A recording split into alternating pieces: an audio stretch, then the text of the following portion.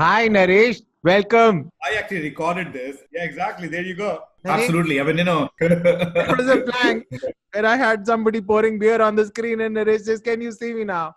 I'm gonna. if you want, I can play it. I can play Can it you for do you it? for ending as well. All right, there That's how you we go.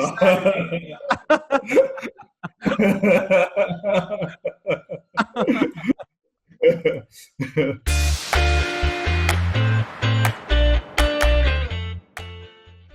No, that's the beer guy. That's not you. Let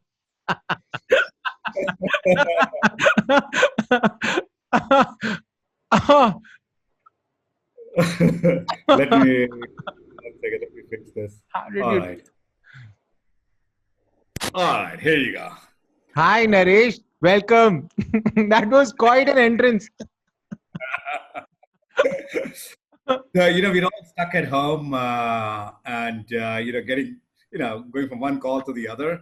So you got to get some element. Like, in the office, you might walk around and, play some prank with somebody. So I figured out these Zoom pranks. I thought there was a bug or something that attacked my computer. Actually, I'll show you my favorite one. Let's see if Please do. I'll, this is my favorite one.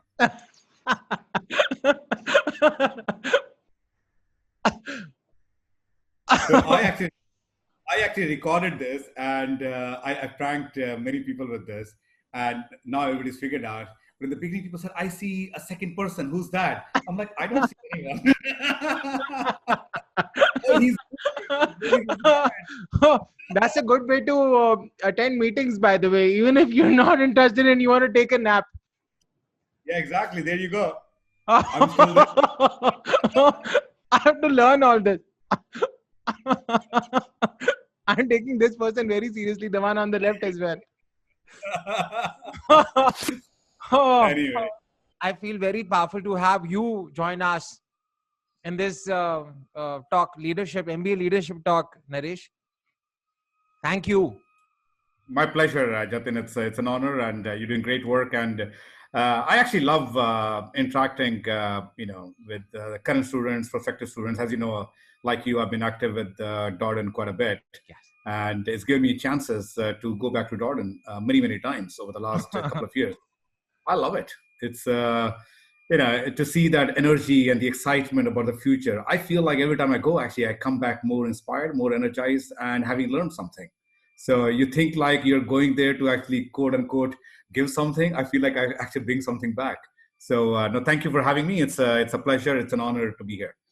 Naresh, I have a lot of questions for you, right? For so this is primarily, this is an episode for the MBA applicant community. And a lot of these people at the age of 22 to 24, 27, I see that they're in a state of limbo. I want to introduce you to people. Like, people should know who you are. So everyone, welcome. We have Naresh with us. Naresh has been a CEO and an investor advisor to entrepreneurs in Asia since 2006. And he became an entrepreneur himself in 2012 when he established La Rochelle Ventures Ltd, which is an investor advisory firm. And in 2013, Naresh also bought into JMATEK Limited. Before that, he was president with the Belden Asia Pacific, which is a NYSE listed technology company. And he also spent 6 years with McKinsey. And most importantly, for the student community, he is a two-digit IIT ranker, All India Rank 31. And he went to Darden School of Business at the University of Virginia. Now, Naresh, I had to remember all this, but you had to do all this. must have must have taken a lot. And my first question to you is that in B schools, applicants respond to a signature question. That question says, Stanford has a question, for example, what matters most to you and why? And knowing you, I've seen you doing all of these things along with, I've seen you on the Everest base camp. I know that you are a sailor now. You just bought a boat. And I'm very curious to know, Naresh, what matters most to you and why? How do you do it? And why do you do it? Oh, wow. That's a big question. Um, I think the short answer would be my whole life journey actually has been one about exploring and learning. And without going, taking too much time, I started from a very, very small town where 90% of my classmates from up till class 10th did not even go to college. So the normal thing to do was to go work at your family shop. So my grandfather had a kirana store, and I was going to go probably do that if I didn't become something else. My parents were very clever, very smart. They nudged me, and I somehow ended up going to Chandigarh, which is the next, big town, 40 kilometers away. And then just, from there on, I've been like a kid in a candy store. Every time I take the path less traveled, I put my foot into, through a new door, and a whole new universe opens up. So, from there to IIT Delhi, and I was lucky, and from there to Schlumberger in France, in a city called Poitiers, and La Rochelle is a beach town near Poitiers, so still very dear to my heart. From there to Darden, Charlottesville, Virginia, then McKinsey. It just every time I just went through a door, it was like a whole new world, and I started from the bottom again, like learning and curious. So, and I think over, once you do it a few times, you figure out that this is so much fun. There's so much to learn. There's so much to see in this world, and so much to be grateful for as well. So I think that's been a big part of my life, Jatin. It's being curious, being learning about new places, new things, etc. And it just never stopped. There's just so much. I think the second thing, if I can add, is I think I've learned to be happy no matter what, and I think that's been a very, very important part. And I can talk more about it because I think as an MBA, we often don't realize the importance of being able to manage stress and being happy. But I'll just pause there. But I'm happy to chat more. And you said that you're very curious to explore new things, and right after MBA you started your career with McKinsey, and I know that management consulting is a very popular choice for a lot of MBA applicants, Naresh. Now, can you help people understand why is working for a management consulting firm right after MBA a great decision, and how will it help MBA applicants grow in their lives? A great question, Jatin. First of all, I'll start by saying that it's not necessarily the right answer for everybody, and I think that's a general theme of my big experience in life. Is don't follow the path that somebody else may have traveled. Find your own path, right? And your path has got to be customized to you. It's got to be right for you. And I think for a number of people, consulting can be a great career option. So in my case, I wasn't sure what I wanted to do, right? I was so eager to do an MBA because I had an experience prior to that, which gave me exposure to business, but I felt I was missing. Everything didn't fit together. So MBA was really important. And during the journey, I also realized that McKinsey was a great place to keep learning. Again, I mean, there's this whole theme around learning. So I said, okay, if I go to McKinsey, I keep learning. And the best thing about, being at a place like McKinsey or any good consulting firm is you keep all of your options open while you're actually getting to apply everything you learned in business school in real environment. You are getting a lot of exposure. And they pay you pretty well. So if you have student loans to pay, it's a great place to be learning, keep all your options, and pay off your student loans. So that's I think so if whoever's listening, if that sounds like you, where you're still trying to figure out what's right for you, I think consulting is a great place to be to figure that out. Do you remember what you wrote for your short-term, long-term goals when you were applying? Oh God, I don't remember. I'm sure I must have written something that I want to be like a Fortune 500 CEO or something, or do some big thing for the world. I have no idea. Whatever I thought will get me through to Darden.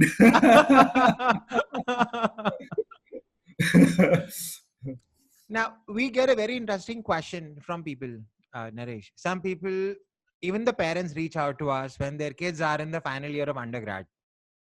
And people also reach out to us saying, should I get started with, let's say, an IIM Ahmedabad? So one direction is to start with IIM Ahmedabad right after an engineering or a BCom or BA. And the other option is to go work out there for 3 to 4 years and then explore international MBA. You chose the second one. right? And I know that you worked across the world. You worked in US, France, you've worked in India. Now you live in Hong Kong.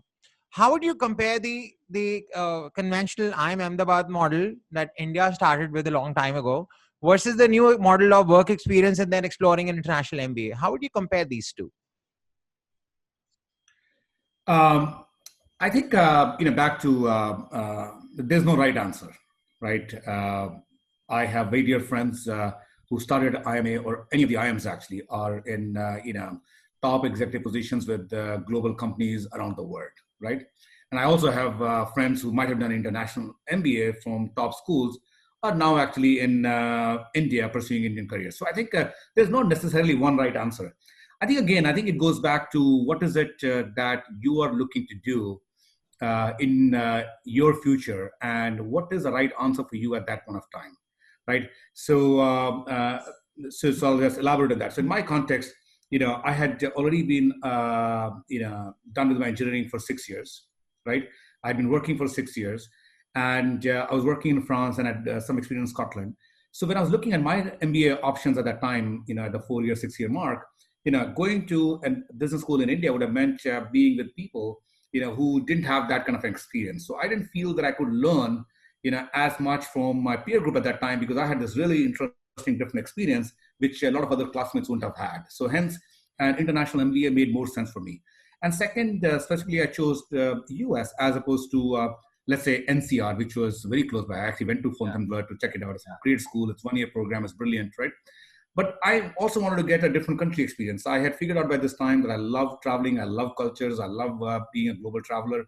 So I felt, US was a part that was missing in my life. So I wanted to, learn US, as a student, right? So a US MBA made more sense. I wanted to take 2 full years and so on. I think the last piece was I also wanted a case method program. I had figured out by this time that the education method that worked best for me was learning by doing, not by reading or by lecture. I've actually never finished a whole book in my life, believe it or not. I just can't read. I listen to podcasts, by the way, a lot, right? But I just can't read. So a case method program where, you're forced to, 3 times a day, you're forced to read a little case, which is not very big. But then for 90 minutes, you're in a classroom full of smart people who are all very engaged. Then you're talking to them and discussing that case, a real life situation. I felt that was better for me. So I think those are the benefits that you get of an international MBA program. But the last piece, just from an international career standpoint, because you're doing an international MBA, the companies that come on campus, they're all international, right? So you have more chances of starting out with an international career if you're doing an international MBA. And if that's your thing, if that's what you care for sure. But again, I would encourage people not to take a cookie cutter answer and see at this point, what are my needs from an educational learning standpoint and in terms of the aspiration that I have for my future. Uh, it just occurred to me, Naresh, not a lot of people. So we also come across a lot of people who will say that, and they're all like us. They come from middle class families. They don't have $200,000 of savings. And they say, hey, I'm not going to explore a top tier MBA. I can't pay for a top tier MBA. What message would you have for somebody like that who's 24, 25, maybe earning 9 or 10 lakhs a year in salary and is now exploring a $200,000 MBA? How do you think would ROI look like? How do you think? Yeah. Very good question, Jatin, and very, very practical. Actually, that's where the rubber meets the road, actually, as they say, right? I would say that, when I was going to business school and while I was at Darden and for several years after that, the question that you just posed was really, really important, right? It mattered a lot, right? And and when I went to business school, Jatin, I mean, it wasn't that expensive actually, right? I don't remember. I think I spent for 2 years maybe $70,000-$80,000. Then my wife Jaya also joined for LLM program at Virginia Law, so another $30,000-$40,000 for that. But it was much cheaper, and yet it meant a big deal, right? In hindsight, I think it was not that big of a deal, right? I mean,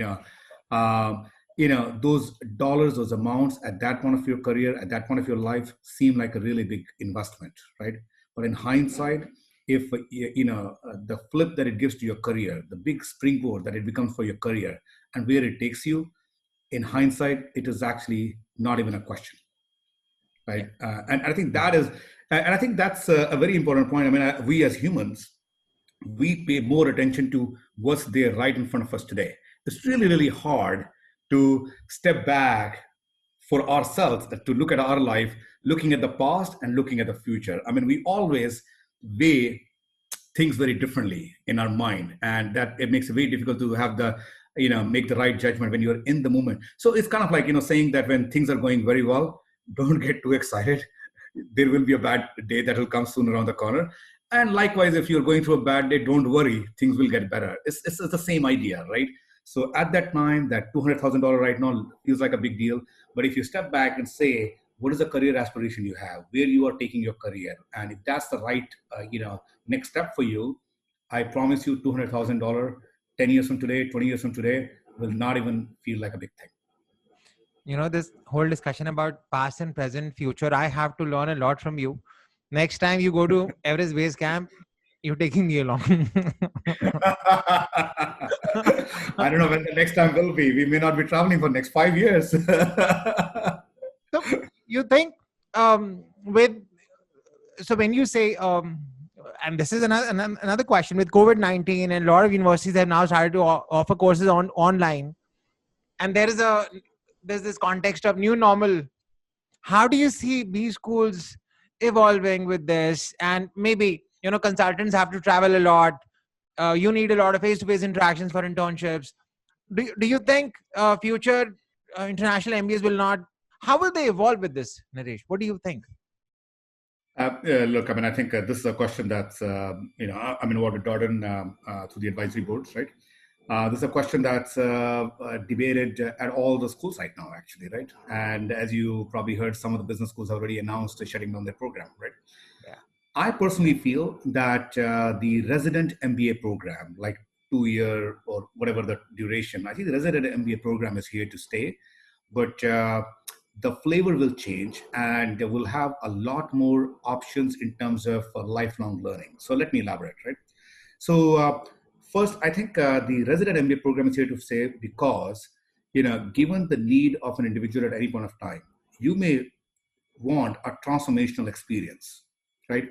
Even after we've done MBA many, many years ago, we still go to offsites, we still go to retreats, we still go to conferences, we still go to all kinds of training programs because at that point of time, we have a need to learn something, right? So likewise, if you are taking your career on a transformational journey, you are doing X now and you're trying to do Y or whatever that is. I mean, an MBA is a transformation. And especially if you go to a top school and especially a place like Darden where, the experience is so important, it's a huge transformation, right? So everybody needs a transformation of some kind or the other in their career. So I don't think the resident MBA program, will go away.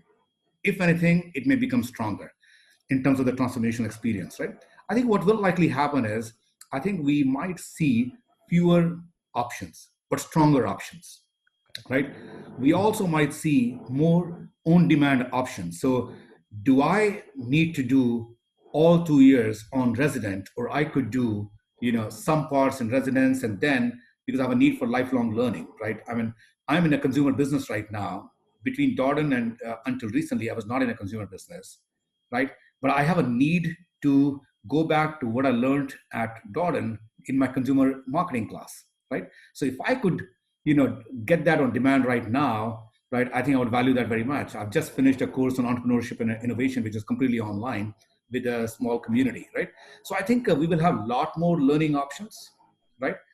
We'll access them a lot better depending on what our need is at any point of time as to what we are trying to do. But that transformational experience that gives a big flip to your career, I think resident MBA program is here to stay. Wow, interesting. And there's an ongoing. I can see some careers evolving in terms of how artificial intelligence is the next big thing, and machine learning is taking over a lot of things in our lives. With Amazon, Google, Microsoft capturing the big pie of business across various verticals. An interesting question comes in, and a lot of these companies are now also hiring data scientists, PhDs. What will a Harvard, Darden, Wharton MBA fresh grad do in 2035, Naresh, what would people do then? What would MBA leaders do then? And I'm asking this um, question to you because you're a leader in the technology world, right? Help us understand. I wish I had all the right answers, man. What the future? I'll tell you. This is obviously a very relevant question for variety of industries, but also for many of us as parents. I mean, our kids are now in school and university, and we think about their future as well. My personal belief is, and actually, I saw something just accidentally this morning, and I think it fits in very well. Someone shared that something to the extent that knowledge, intelligence, and wisdom are three different things, and I think it fits in really well over here, right? So, with internet at our fingertips, right, getting access to information is not that hard, right? Yeah. With the machine learning and AI, you know, having knowledge, access to knowledge, and even intelligence, because machine learning, it can spit out all kinds of insights in front of you, right? So that's also going to be a lot easier. You will not need necessarily, right, a human to crunch a lot of data to put insights at you. There'll be like a dashboard that has access to all of the data on the back end, and with machine learning, it'll just spit out all kind of insights, analytics in front of you. And some of that is happening already. Actually, it's not in the future. I don't even think we have to wait till 2035. It's here now, actually, right? But here's what you can't, replace. You can't replace intelligence, right? You can augment it with AI or machine learning, same thing, right? And you definitely cannot replace wisdom. And what is that, right? Intelligence is knowing how I can apply this knowledge to a particular problem. That is this knowledge versus that knowledge. That requires judgment. And wisdom is the next level of that judgment. Actually, somebody, and the reason I was reminded of this was somebody posted a joke that uh, knowledge is knowing that this street is one way. Wisdom is still looking both sides of the street before crossing it.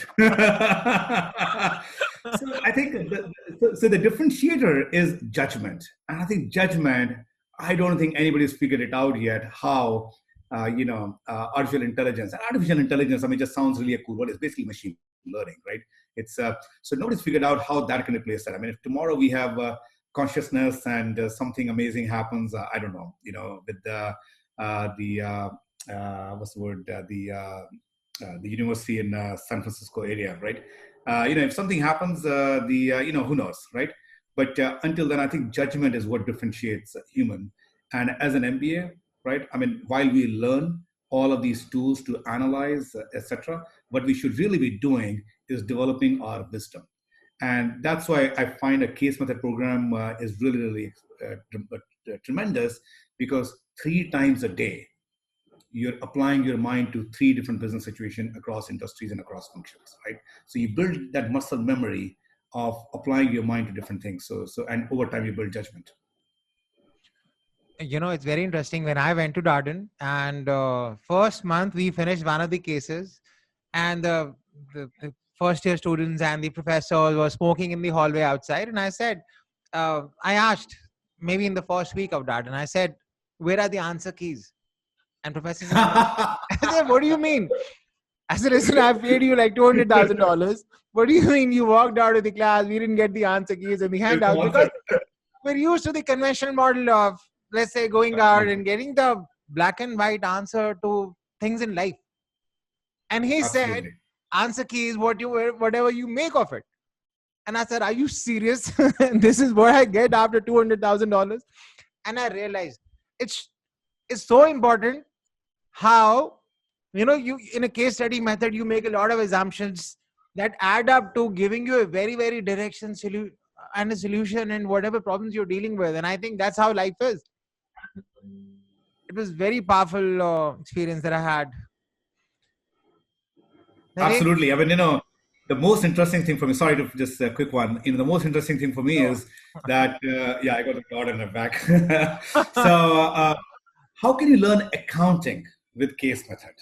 Because what you realize is that, what you're learning in accounting is actually not to be an accountant. You're learning the judgments that you have to make to understand accounting and apply it. And that is where the case method is beneficial, because you're not going to do an MBA and become an accountant, right? Yeah, I'm totally with you. I think Wow. your example is spot on. Yeah. Thank you so much, Naresh. This was so. Can I, when I uh, publish this video, can I also add the prank that you played with me in the beginning? You- Absolutely, absolutely. You're welcome to share whatever parts you like. It was a prank where I had somebody pouring beer on the screen and Naresh says, "Can you see me now?" I'm gonna, If you want, I can play it. I can play can it you for do you it? for ending as well. All right, there That's how you we go. started.